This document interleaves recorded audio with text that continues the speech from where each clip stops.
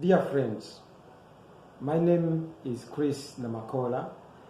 I am the founder and CEO of Cipro Painters and General Contractors. I'm also a co-owner of Juna General Contractors. I also serve as the Secretary for Publicity for PANOA. I'm also a member of the Census Committee for Washington State on behalf of PANOA. I'm here to address some of the issues which are making rounds on the public social media about the census and the finances related to it. I want to say this, that I was recruited by the chairman of the executive, who also happens to be the chairman of the Census Committee.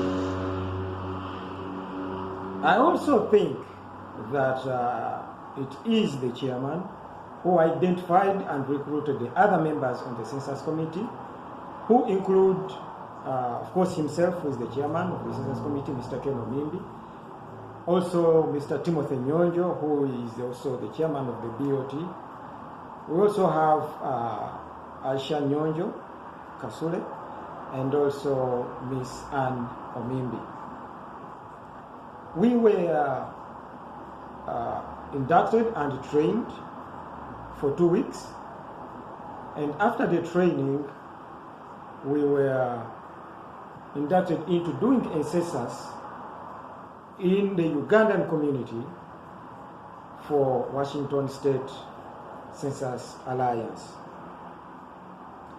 During the training, among the things we were informed is that we were going to be paid, and that there was some money which is going to the executive.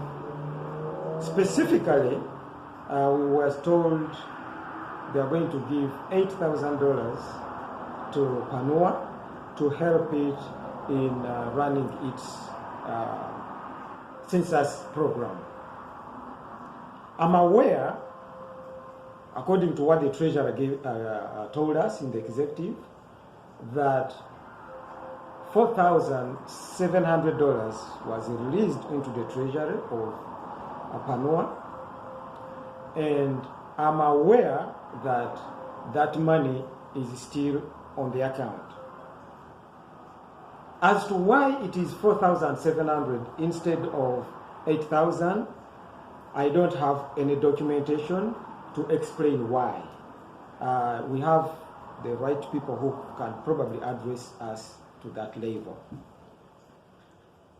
I'm aware that we have not done any budget to help us run the census because we don't have any guidelines. We don't have any contract from the funders, that's the Washington Census Alliance and the PANOA executive, on how this money is supposed to be spent. With this discrepancy, there was no way the executive was going to release the money without a contract or a guideline from the Census Alliance. It is therefore, in my opinion, and I can confidently say, because I have the privilege to be on the executive and I'm also a member on the Census Committee, therefore I have a privilege to the decision making that none of these dollars have been spent because of lack of these accountabilities. No requisition has been made, no expenditure has been made.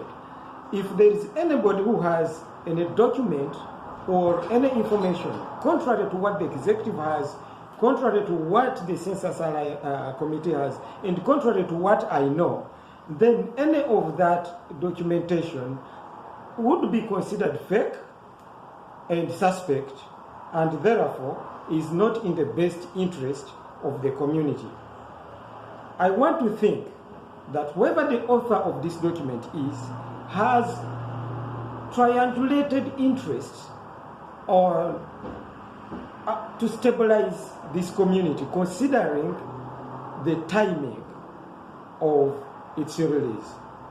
I want to invite the executive, I want to invite the community, I want to invite any member of the Census Alliance who thinks that what I've given is contrary to the official picture, is contrary to what is existing within our system, to come out and inform us otherwise. As we go along, we are weighing options on what is the best way to run PANUA. Where do we want to see PANUA go in the next few years?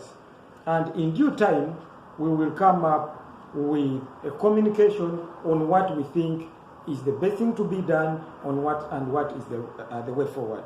Thank you, and thank you very much.